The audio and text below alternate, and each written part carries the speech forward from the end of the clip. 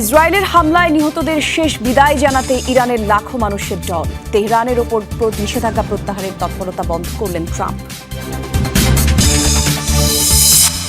ইরানের হামলার ভয়ে ইসরায়েল ছেড়ে সাইপ্রাসে স্থায়ী হওয়ার চেষ্টায় অনেকেই কিনছেন জমি বাড়ি। ফিলিস্তিনের পরিণতির আশঙ্কায় সরকারকে কঠোর হওয়ার তাগিদ। কমান্ডারদের নির্দেশেই ক্ষুধার্ত ফিলিস্তিনিদের উপর ইচ্ছাকৃতভাবে গুলি চালায় আইডিএফ সেনারা। ইসরায়েলি গণমাধ্যমের প্রতিবেদন, তীব্র সমালোচনা জাতিসংঘের।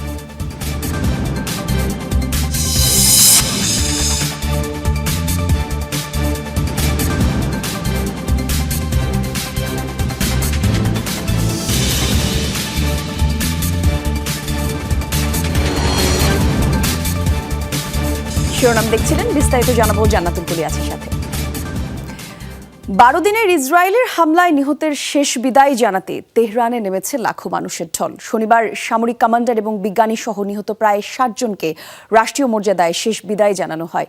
নিহতদের মধ্যে রয়েছেন ইরানের শীর্ষ সামরিক কর্মকর্তা মোহাম্মদ বাঘেরি, আইআরজিসির প্রধান কমান্ডার হুসেইন সালামি এবং অ্যারোস্পেস ফোর্সের প্রধান আমির আলী হাজিকাদ সহ বেশ কয়েকজন শীর্ষ কমান্ডার। শেষ বিদায়ের আয়োজনে অংশ নিয়েছেন ইরানের প্রেসিডেন্ট মাসুদ পেজিশকিয়ান, পররাষ্ট্রমন্ত্রী আব্বাস আরগচি, কুদস ফোর্স কমান্ডার ইসমাইল কানি সহ শীর্ষ ব্যক্তিরা।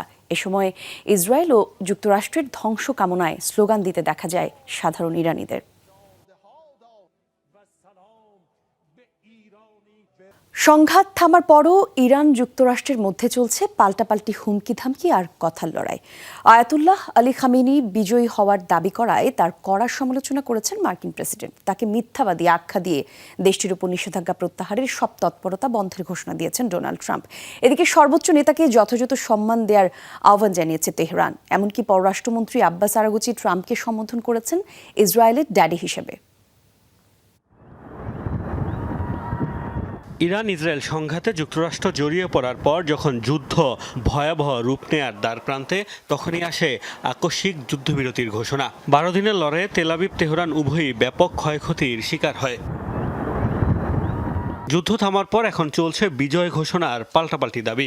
ইরান, ইসরায়েল ও যুক্তরাষ্ট্র তিন দেশই নিজেদের বিজয় বলছে। সবশেষ জাতির উদ্দেশ্যে দেওয়া ভাষণে ইরানের সর্বোচ্চ নেতা আয়াতুল্লাহ আলী খামেনি যুক্তরাষ্ট্রের কঠোর সমালোচনা করেন। দাবি করেন তেহরান সজোরে চর মেরেছে ওয়াশিংটনকে। খামেনির বক্তব্য মোটেও ভালোভাবে নেননি ট্রাম্প। ট্রুথ সোশ্যালে দেওয়া বার্তায় মিথ্যাবাদী বলেছেন খামেনিকে। ট্রাম্পের দাবি শুধুমাত্র তার কারণেই খামেনি কুৎসিত ও ঘৃণ্য মৃত্যুর হাত থেকে বেঁচে গেছেন। ইরানের উপর থেকে নিষেধাজ্ঞা তুলে নেওয়ার যে প্রক্রিয়া শুরু করেছিল যুক্তরাষ্ট্র, সর্বোচ্চ নেতার বক্তব্যের পর তা বন্ধ করে দিয়েছেন বলেও জানান মার্কিন প্রেসিডেন্ট। পরে সংবাদ সম্মেলনেও খামেনির সমালোচনা করেন ট্রাম্প। আমি আয়াতুল্লাহর বক্তব্যের জবাব দিতে চাই। তিনি নিজেদের যুদ্ধে বিজয়ী দাবি করেছেন। আমি বলতে চাই, আপনি এমন একজন মানুষ যিনি নিজ দেশে অত্যন্ত সম্মানিত। আপনার সত্য বলা উচিত। ইরান ও ইসরায়েল দুই দেশই ব্যাপক লড়াই করছে। এদিকে ট্রাম্পের বক্তব্যের জবাব দিয়ে সোশ্যাল হ্যান্ডেল এক্সে পাল্টা পোস্ট করেছেন ইরানের পররাষ্ট্রমন্ত্রী আব্বাস আরাগচি। বলেন, যুক্তরাষ্ট্র চুক্তি চাইলে ইরানের সর্বোচ্চ নেতাকে সম্মান করতে হবে। আরাগচির দাবি, ইরানের কাছে বিপর্যস্ত হয়ে ইসরায়েলি তাদের ড্যাডি ট্রাম্পের কাছে ছুটে যেতে বাধ্য হয়েছে। এদিকে ইরান আবারও উদ্বেগজনক মাত্রায় ইউরেনিয়াম সমৃদ্ধ করলে দেশটিতে হামলার হুমকি দিয়েছেন মার্কিন president. Mustafa Mahmud, Jamuna news. Israeli হামলায় আহত হওয়ার পর প্রথমবার প্রকাশ্যে এলেন ইরানের সর্বোচ্চ নেতা আয়াতুল্লাহ আলী খামেনির শীর্ষ উপদেষ্টা আলী শামখানি। শনিবার তার একটি ছবি প্রকাশ করেছে ইরানের রাষ্ট্রীয় গণমাধ্যম। আইডিএফের হামলায় নিহত ইরানি শীর্ষ কমান্ডারের জানাজায় অংশ নিয়েছেন তিনি। আক্রমণের প্রথম রাতেই তাকে টার্গেট করা হয়েছিল আর ইসরায়েল দাবি করেছিল এতে প্রাণ হারিয়েছেন তিনি। তবে পরে ইরানের একটি রাষ্ট্রীয় সংবাদ মাধ্যমগুলো জানিয়েছে আহত হলেও বেঁচে আছেন তিনি। বেসামরিক উদ্দেশ্যে পারমাণবিক কর্মসূচির জন্য ইরানকে $30 বিলিয়ন সহায়তা দেয়া নিয়ে সংবাদ মাধ্যমে প্রচারিত খবরকে গুজব আখ্যা দিয়েছেন মার্কিন প্রেসিডেন্ট ডোনাল্ড ট্রাম্প।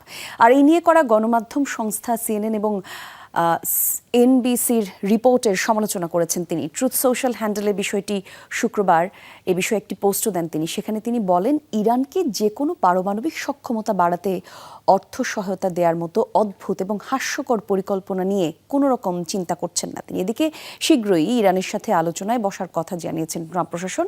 এখনও ঠিক হয়নি বৈঠকের সময়সূচি।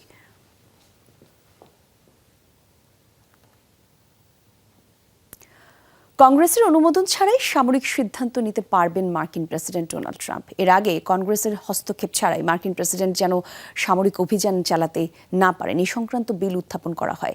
বিরোধী দল ডেমোক্রেটিক পার্টির এই প্রস্তাব উপস্থাপন করে এবং শুক্রবার ভোটাভুটিতে প্রস্তাব বাতিল করে দেয় পার্টি রিপাবলিকান। আর দুপক্ষের ভোটাভুটির মাধ্যমে 53টি ভোটে নিজেদের বিজয় নিশ্চিত করেন রিপাবলিকানরা। মাত্র 6 ভোটের ব্যবধানে ব্যর্থ হয় ডেমোক্রেটরা। মূলত ইরানে উত্তেজনা না বাড়াতে ওই পদক্ষেপ নেয় বিরোধী দল। ইয়েমেনের হুতি নিয়ন্ত্রিত এলাকাগুলোতে নিজেদের সামরিক শিল্প হস্তান্তর করেছে ইরান, এমন দাবি করেছে ইয়েমেনের তথ্যমন্ত্রী মোয়াম্মার আল ইয়ারিনা। তারা দাবি করেছেন, উত্তরাঞ্চলীয় সাদা এবং হাজ্জা প্রদেশে এবং রাজধানীর সানার আশেপাশে ব্যালিস্টিক মিসাইল এবং ড্রোন উৎপাদন কেন্দ্র গড়ে তোলার পরিকল্পনা রয়েছে তেহরানের। আর এই পদক্ষেপকে আঞ্চলিক নিরাপত্তা এবং বিশ্ব বাণিজ্যের জন্য হুমকি হিসেবে দেখছে ইয়েমেনের আন্তর্জাতিক স্বীকৃতি সরকার। ইয়েমেনের সশস্ত্র গোষ্ঠী হুতিকে অস্ত্র সরবরাহের বিষয়ে ইরানের বিরুদ্ধে অভিযোগ বহু পুরনো। তবে এবার তাদের বিরুদ্ধে এসেছে আরও গুরুতর অভিযোগ। হুতি নিয়ন্ত্রিত এলাকাগুলোয় তেহরান স্থানান্তর করছে নিজের সামরিক সরঞ্জাম। ইয়েমেনের আন্তর্জাতিক স্বীকৃত সরকারের তথ্যমন্ত্রী মোয়াম্মার আল ইরিয়ানি এক এক্স পোস্টে করেছেন এমন দাবি। তার দাবি, হুতি নিয়ন্ত্রিত উত্তরাঞ্চলীয় সাদা ও হাজ্জা প্রদেশ এবং রাজধানী সানার আশেপাশে ব্যালিস্টিক ক্ষেপণাস্ত্র ও ড্রোন উৎপাদন কেন্দ্র গড়ে তোলার পরিকল্পনা করছে তেহরান সরকার। অবস্থানগতভাবে গুরুত্বপূর্ণ এডেন উপসাগর, বাব আল মানদেব প্রণালী ও লোহিত সাগরকে কেন্দ্র করে আন্তর্জাতিক নৌ চলাচলের নিরাপত্তা নিয়ে আগেই উদ্বেগ প্রকাশ করেছে বিভিন্ন দেশ। আলী রিয়ানি বলেন, হুতিদের যে সামরিক উৎপাদন সক্ষমতার কথা বলা হয়ে থাকে তা আসলে মিথ্যে। তাদের ক্ষেপণাস্ত্র হামলার পেছনের মূল হোতা ইরানের বিপ্লবী গার্ড বাহিনী। তার অভিযোগ, ইয়েমেনকে এক বিপজ্জনক বাস্তবতার মাঝে ঠেলে দিচ্ছে তেহরান, যার ফলে দেশটি হয়ে উঠছে মিসাইলের ঘাঁটি, নিষিদ্ধ কর্মসূচির পরীক্ষাগার এবং আঞ্চলিক নিরাপত্তার জন্য বড় হুমকি। আন্তর্জাতিক সম্প্রদায়কে সতর্ক করে ইয়েমেনি তথ্যমন্ত্রী বলেন, যদি এই পরিস্থিতির বিরুদ্ধে কঠোর পদক্ষেপ নেওয়া না হয়, শুধু ইয়েমেন নয়, হুমকির মুখে পড়বে পুরো উপসাগরীয় অঞ্চল এবং বিশ্ব বাণিজ্য। বিশ্লেষকরা বলছেন, অভ্যন্তরীণ ক্ষেপণাস্ত্র ও ড্রোন শিল্পে আন্তর্জাতিক চাপের মুখে ইয়েমেনকে বিকল্প উৎপাদন কেন্দ্র হিসেবে ব্যবহার করতে চাইছে তেহরান। আর নিজেদের রাজনৈতিক ও সামরিক অবস্থান মজবুত করতে এতে সায় জানিয়েছে হুতিরাও। রেজবানা সাইমা, যমুনা নিউজ। ইরানে হামলার পর পাল্টা জবাবে তছনছ ইসরায়েল। প্রাণ ভয়ে দেশ ছেড়ে অন্যত্র পাড়ি জমিয়েছেন অনেকেই, যার একটি বড় অংশই গেছেন পার্শ্ববর্তী দ্বীপরাষ্ট্র সাইপ্রাসে। এদের মধ্যে অনেকেই আবার জমি কিনে স্থায়ী হওয়ার চেষ্টা করছেন, যা আতঙ্ক ছড়াচ্ছে সাইপ্রাসবাসীর মাঝে। ফিলিস্তিনের পরিণতির আশঙ্কায় সরকারকে কঠোর হওয়ার পরামর্শ রাজনীতিবিদদের। আগ্রাসনের পাল্টা জবাব যে এভাবে আসবে তা ভাবতে পারেনি ইসরায়েলিরা। এখন আতঙ্ক আর উৎকণ্ঠা নিয়ে দিন কাটছে তাদের। যাদের সুযোগ আছে তারা অন্যত্র পাড়ি জমানোর চেষ্টা করছে। অনেকেই মধ্যপ্রাচ্য ছেড়ে পাড়ি জমাচ্ছেন ইউরোপে। সেখানে জমি কিনতে রীতিমতো হুলস্থুল অবস্থা। ইসরায়েল থেকে আকাশপথে মাত্র 421 কিলোমিটার দূরে পূর্ব ভূমধ্যসাগরের দ্বীপরাষ্ট্র সাইপ্রাস। ইরানের মিসাইলের তাড়া খেয়ে দেশটিতে অবস্থান নেয় 12,000-এরও বেশি ইসরায়েলি। যুদ্ধবিরতির কারণে ধীরে ধীরে ফিরছে নিজ আবাসে। তবে সাইপ্রাসে আবাসন খাতে ইসরায়েলিদের বিনিয়োগ বেড়েছে ব্যাপক হারে। ফিলিস্তিনের পরিণতি ভাবাচ্ছে সাইপ্রাসবাসীদের। দেশটির বামপন্থী রাজনৈতিক দল আকেল এরই মাঝে দেশ হাতছাড়া হওয়ার শঙ্কা প্রকাশ করেছে। তাই জমি বিক্রয় ও মালিকানা হস্তান্তর বিষয়ে বাসিন্দাদের সতর্ক হওয়ার পরামর্শ দিয়েছে দলটি। এ বিষয়ে সরকারকে উদ্যোগ নেওয়ার আহ্বানও জানিয়েছে আকেলের মহাসচিব। με δημιουργία σιωνιστικών. আমাদের দেশ বেদখল হতে খুবই সূক্ষ্মভাবে করা একটি পরিকল্পনা দেখতে পাচ্ছি। ইসরায়েলিরা সাইপ্রাসে বিশাল জমির মালিকানা নিচ্ছে। অচিরেই নতুন ইসরায়েলের পরিণত হতে যাচ্ছে সাইপ্রাস। দ্রুত এই বিষয়ে সতর্ক না হলে নিজের দেশেই শরণার্থীদের জীবন কাটাতে হবে আমাদের। Για στοχευμένη πολιτική επέκταση. ইসরায়েলিদের আগমনে শেষমেশ ফিলিস্তিনের মতো পরিণতির শঙ্কায় সাইপ্রাসবাসী। তাই অবিলম্বে দেশটিতে ইসরায়েলিদের জন্য গোল্ডেন ভিসা বন্ধের আহ্বান জানানো হয়েছে। সাবরিনা নুসরাত, যমুনা নিউজ। গাজায় ত্রাণ নিতে আসা ফিলিস্তিনিদের লক্ষ্য করে ইসরায়েলি সেনাদের গুলি চালানোর ঘটনায় চলছে তোলপাড়। এর আগে ইসরায়েলি গণমাধ্যম হার্টস জানিয়েছে, কমান্ডারদের নির্দেশে ক্ষুধার্ত ফিলিস্তিনিদের উপর ইচ্ছাকৃতভাবে গুলি চালানোর কথা স্বীকার করেছে আইডিএফ সেনারা। ত্রাণ নিতে আসা ফিলিস্তিনিদের উপর হামলার ঘটনায় তীব্র প্রতিক্রিয়া জানিয়েছে জাতিসংঘ। সংস্থাটির মহাসচিব ক্ষোভ জানিয়ে বলেছেন, ত্রাণ বিতরণের ক্ষেত্রে ইসরায়েলকে অবশ্যই আন্তর্জাতিক আইন মেনে চলতে হবে। এক টুকরো রুটির বিনিময়ে কেড়ে নেওয়া হলো জীবন। গেল মঙ্গলবার খান ইউনিসের একটি ত্রাণ বিতরণ কেন্দ্রে বর্বর হামলা চালায় ইসরায়েলি সেনারা। অমানবিক ওই হামলায় ঘটনাস্থলে প্রাণ যায় খাবারের খোঁজে আসা ১৯ ফিলিস্তিনির। এবার নিরস্ত্র ফিলিস্তিনিদের উপর ইচ্ছাকৃতভাবে গুলি চালানোর কথা স্বীকার করেছে ইসরায়েলি সেনারা। কমান্ডারদের নির্দেশেই গাজায় ত্রাণ নিতে আসা ফিলিস্তিনিদের উপর গুলি করা হয় বলে ইসরায়েলি গণমাধ্যম হারেজের এক অনুসন্ধানী প্রতিবেদনে উঠে এসেছে এমন তথ্য। সেখানে আরো বলা হয়, নাম প্রকাশে অনিচ্ছুক কয়েকজন ইসরায়েলি সেনা জানিয়েছে, ফিলিস্তিনি ভিড় লক্ষ্য করে গুলি চালাতে তাদের নির্দেশ দিয়েছিলেন কমান্ডাররা। এমনকি যারা কোনো হুমকি তৈরি করছিল না, তাদের বিরুদ্ধে প্রাণঘাতী অস্ত্র ব্যবহার করতে নির্দেশনা দেওয়া হয়েছিল সেনাদের। ট্যাঙ্ক থেকে মেশিন গান দিয়ে গুলি চালানো এবং গ্রেনেড ছোড়ার কথা স্বীকার করেন এক আইডিএফ সেনা। এদিকে ইসরায়েলি সেনাদের এমন ঘটনায় চলছে তোলপাড়। ত্রাণ নিতে আসা ফিলিস্তিনিদের উপর হামলার ঘটনার তীব্র প্রতিক্রিয়া জানিয়েছে জাতিসংঘ। ৩ মাসের বেশি সময় ধরে গাজায় ত্রাণ সরবরাহ এবং বিতরণ বন্ধ রয়েছে। সেখানকার সাধারণ মানুষ যখন পরিবারের সদস্যদের মুখে খাবার তুলে দেওয়ার চেষ্টা করছেন, তখন তাদের উপর হামলা করা হচ্ছে। খাবারের সন্ধানের জন্য কখনই কাউকে হত্যা করা হতে পারে না। ইসরায়েলকে আন্তর্জাতিক আইন মেনে চলতেই হবে। গাজায় ত্রাণ নেওয়ার সময় গেল ১ মাসে ইসরায়েলি হামলায় প্রাণ হারিয়েছে ৫৫০ ফিলিস্তিনির। মীর মুশফিকা হাসান, যমুনা নিউজ। আবারও লেবাননে হামলা চালিয়েছে ইসরায়েল। দেশটির দক্ষিণাঞ্চলের বিভিন্ন এলাকায় বিমান হামলা চালায় আইডিএফ। তাদের দাবি, হিজবুল্লাহর স্থাপনা লক্ষ্য করে এই অভিযান চালানো হয়েছে। হামলায় ইসরায়েলের বিরুদ্ধে বাংকার ব্লাস্টার বোমা ব্যবহারের অভিযোগ উঠেছে। এতে কমপক্ষে একজনের মৃত্যু হয়েছে, আহত হয়েছে আরও ২০ জন। অভিযোগ, দক্ষিণাঞ্চলে আবারও সংগঠিত হয়ে অস্ত্রাগার তৈরি করছিল হিজবুল্লাহ। শুক্রবার হামলার একটি ভিডিও ফুটেজ প্রকাশ করেছে আইডিএফ। যুদ্ধবিরতির পরও নিয়মিত লেবাননের ভূখণ্ডে হামলা চালাচ্ছে ইসরায়েল। দেশটির বিরুদ্ধে বেশ কয়েকবারই যুদ্ধবিরতির লঙ্ঘনের অভিযোগ তুলেছেন লেবাননের প্রেসিডেন্ট জোসেফ আউন। আগামী সপ্তাহের মধ্যে গাজায় যুদ্ধবিরতি কার্যকর হতে পারে জানিয়েছেন মার্কিন প্রেসিডেন্ট ডোনাল্ড ট্রাম্প। উপত্যকাটিতে মানুষের দুর্দশার জন্য দুঃখ প্রকাশের পাশাপাশি ত্রাণ চুরির জন্য হামাসকে দায়ী করেছেন তিনি। আশা করছি আগামী সপ্তাহের মধ্যে যুদ্ধবিরতি কার্যকর হবে। আমরা গাজায় অনেক অর্থ ও খাবার পাঠাচ্ছি, কারণ মানুষ মারা যাচ্ছে। যুদ্ধে সরাসরি জড়িত না থাকলেও মানবিক কারণে জড়িয়ে পড়েছি আমরা। অনেক মানুষ খাবার পাচ্ছে না। আমরা সহায়তা পাঠালেও কিছু দুর্বৃত্ত তা চুরি করে বিক্রি করছে। তবে এখন একটা ভালো ব্যবস্থাপনা হয়েছে। দুঃখজনক যে অন্য দেশগুলো সাহায্য করছে না, শুধু আমরাই করছি, কারণ মানবিক দৃষ্টিকোণ থেকে এটা আমাদের দায়িত্ব। ইরানে ইসরায়েলি হামলায় ঘনিষ্ঠ এক বন্ধুকে হারিয়েছে স্বাধীনতাকামী ফিলিস্তিনিরা। এই ১ দশক ইরানের বিপ্লবী গার্ড বাহিনীর কুদস ফোর্সের বিশেষ শাখা প্যালেস্টিয়ান ইউনিটের প্রধানের দায়িত্ব পালন করেছেন মোহাম্মদ সায়েদ ইজাদির মৃত্যু হয়েছে শনিবার। দীর্ঘদিন ধরে হামাস সদস্যদের প্রশিক্ষণ সহ নানাভাবে সহায়তা করছিলেন তিনি। মধ্যপ্রাচ্যে প্রতিরোধ বাহিনীর সাথে ইরানের যোগাযোগের অন্যতম মাধ্যমও ছিলেন সায়েদ ইজাদি। ব্রিগেডিয়ার জেনারেল মোহাম্মদ সায়েদ ইজাদি ছিলেন ইসরায়েলি দখলদারিত্বের বিরুদ্ধে মধ্যপ্রাচ্যের প্রতিরোধ গোষ্ঠীগুলোর অন্যতম সহযোদ্ধা। পরিচিত মহলে হজ রামাদান হিসাবে পরিচিত এই ইরানি গত ১ দশক ধরে বিপ্লবী গার্ড বাহিনীর কুদস ফোর্সের বিশেষ শাখা প্যালেস্তিনিয়ান ইউনিটের প্রধান হিসেবে দায়িত্ব পালন করেছেন। গত শনিবার ইরানের দক্ষিণাঞ্চলীয় কোম শহরে ইসরায়েলি বিমান হামলায় টার্গেট কিলিংয়ের শিকার হন ইজাদি। এরপরই নতুন করে আলোচনায় আসেন তিনি। সারা জীবন পর্দার আড়াল থেকেই সহায়তা করে গেছেন ফিলিস্তিনি স্বাধীনতাকামীদের। হামাস ও ইরানের মাঝে প্রধান মধ্যস্থতাকারী ছিলেন এই কমান্ডার। যোদ্ধাদের অস্ত্র দেওয়ার পাশাপাশি দিয়েছেন যুদ্ধ প্রশিক্ষণও। ইসরায়েলি দখলদারিত্বের বিরুদ্ধে আইআরজিসির কৌশলগত কার্যক্রমের প্রধান পরিকল্পনাকারী ছিলেন তিনি। বিভিন্ন গণমাধ্যমের তথ্যমতে বেশিরভাগ সময় লেবাননেই থাকতেন ইজাদি। সেখান থেকে নিয়মিত যোগাযোগ করতেন সহযোদ্ধাদের সাথে, এমনকি মিশর থেকে রাফা ক্রসিং দিয়ে গাজাতেও করতেন যাতায়াত।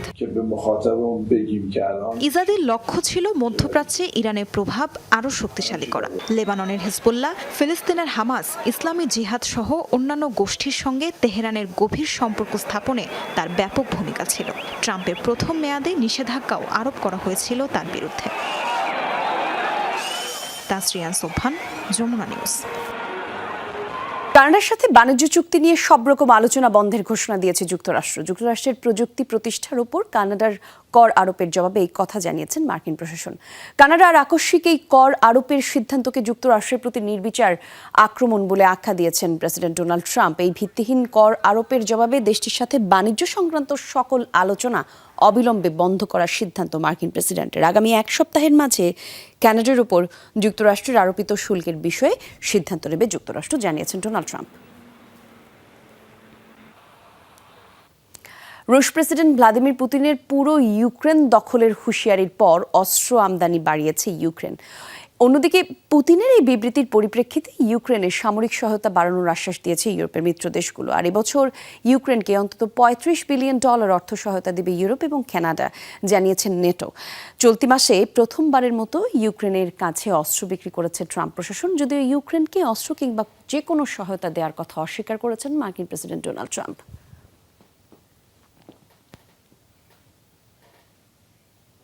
ইউরোপ জুড়ে 40 ডিগ্রি সেলসিয়াস পর্যন্ত তাপমাত্রার আশঙ্কা জারি করা হয়েছে সর্বোচ্চ সতর্কতা। ইতালির রোম এবং স্পেনের মাদ্রিদে শনিবার তাপমাত্রা 40 ডিগ্রির কাছাকাছি পৌঁছাতে পারে এমন পূর্বাভাস দেওয়া হয়েছে। ফ্রান্সেও বাড়তে পারে তাপমাত্রা। রোম, প্যারিস সহ বিভিন্ন শহরে চলতি সপ্তাহের শেষ ভাগ এবং পরবর্তী সপ্তাহ জুড়ে তীব্র গরমের সতর্কতা জারি থাকবে। পুরো ইউরোপ জুড়েই ছড়িয়ে পড়ছে এই হিটওয়েভ। এর মধ্যে গ্রিসের রাজধানী অ্যাথেন্সে শুক্রবার তাপমাত্রা পৌঁছেছে 42 ডিগ্রি সেলসিয়াস। অন্যদিকে নিয়ন্ত্রণে আনা হয়েছে শহরটির আশেপাশে ছড়িয়ে পড়া দাবানল। তবে প্রচণ্ড তাপদাহের কারণে রাজধানী এবং উত্তর এজিয়ান দ্বীপপুঞ্জগুলোতে এখনও অত্যন্ত উচ্চ মাত্রায় রয়েছে দাবানলের ঝুঁকি। আর এই আগুনে পুড়ে গেছে বিস্তীর্ণ এলাকা, ক্ষতিগ্রস্ত হয়েছে বেশ কয়েকটি বসতবাড়ি।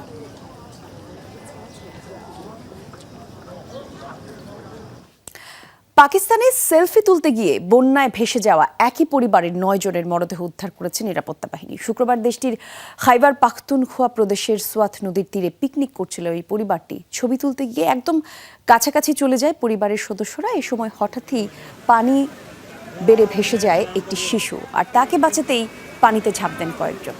এক পর্যায়ে বাকিরাও ভেসে যায়। টানা বৃষ্টি এবং পাহাড়ি ঢলে খাইবার পাখতুনখোয়া এবং পাঞ্জাবে আকস্মিক বন্যা সৃষ্টি হয়েছে। সোয়াত নদীর তীরবর্তী এলাকাগুলোয় দেখা দিয়েছে ব্যাপক বন্যা। 2 রাজ্যে অন্তত 30 জনের প্রাণহানির কথা জানিয়েছে স্থানীয় গণমাধ্যম।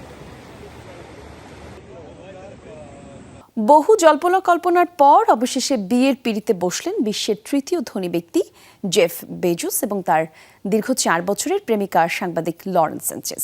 শুক্রবার ইতালির ভেনিসে আয়োজিত রাজকীয় এক অনুষ্ঠানে বিয়ে হয় তাদের। বিয়ের শপথ এবং আংটি বদলের মাধ্যমে তারা সম্পন্ন করেছেন বিয়ের মূল আনুষ্ঠানিকতা। প্রকাশিত হয়েছে গাঁটছড়া বাঁধার পর এই জুটির প্রথম ছবিও, যা রীতিমতো ভাইরাল সোশ্যাল মিডিয়ায়। সানচেজ নিজেই সামাজিক যোগাযোগ মাধ্যমে শেয়ার করেছেন ছবিটি। জাঁকজমক এই বিবাহ অনুষ্ঠানে উপস্থিত ছিলেন চলচ্চিত্র, রাজনীতি, অর্থনীতি এবং বিনোদন জগতের গুরুত্বপূর্ণ ব্যক্তিবর্গ। 3 দিনের আয়োজনের শেষ দিন শনিবার আয়োজিত হবে বিয়ের প্রধান পর্ব।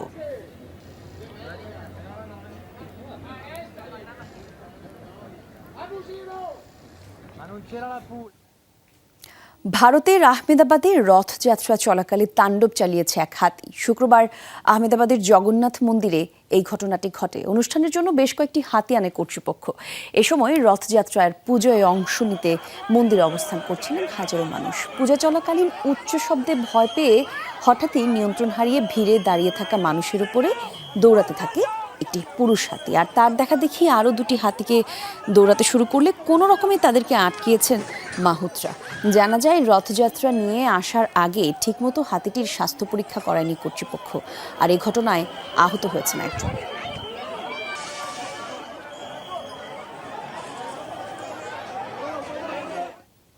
আর এই ছিল যমুনা আইরিসকে এতক্ষণ সঙ্গে ছিলেন যারা। ধন্যবাদ সবাইকে।